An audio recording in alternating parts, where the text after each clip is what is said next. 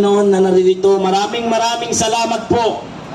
Bagkus Panginoon, sa bawat nagsasalita dito, kami po'y nagkakasala sa aming mga buka ng aming mga bibig. Kami po ay humihingi ng kapatawaran sa iyo, Panginoon. At Panginoon, sana sa mga araw pang darating, Panginoon, ikaw po ang manguna sa bawat isa. Buksan mo po ang puso ng bawat Pilipino, na kung ano man po ang kanilang nasa puso, ikaw po ang manaig, Panginoon. Labanan mo po, Panginoon, ang lahat ng mga masasama. At Panginoon, manaig po ang desisyon sa buhay ng bawat isa. At Panginoon, sana po sa bawat isang naririto, ang hinihiling po namin sa iyo ay kalakasan. At huwag niyo po kaming pababayaan sa lahat ng oras. Ganon din po sa aming mga naiwang pamilya, Panginoon. Kami nagpapasalamat sa iyo sa aming pagpunta at sa aming pag-uwi na kami ligtas. At Panginoon, alam namin na lahat ng aming dalangin bago matulog ay iyong naririnig.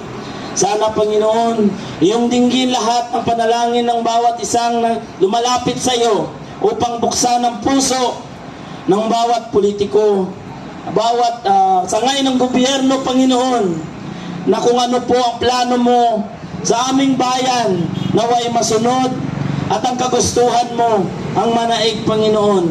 Maraming salamat sa lahat ng iyong kabutihan at biyayang ipinagkaloob mo sa amin.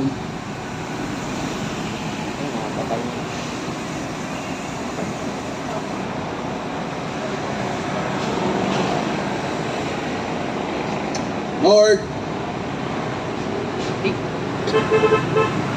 look down on us with mercy, O God, Lord.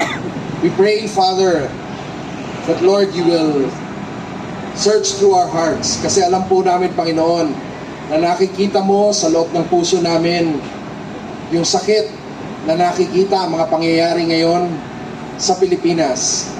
But God, we don't lose hope because you said that you are the God who reigns. At tinuruan niyo po kami, Panginoon, na manalangin at sabihin, let your kingdom come on earth as it is in heaven. And God, we ask you to establish your kingdom right now on earth as it is in heaven. Establish it in Senate, establish it in Malacanang, establish it, Lord, in the House of Representatives, establish it, Lord, sa lahat po ng mga sangay ng gobyerno. And God, right now, we acknowledge that you still reign. You are Lord, you are God, you are in control. And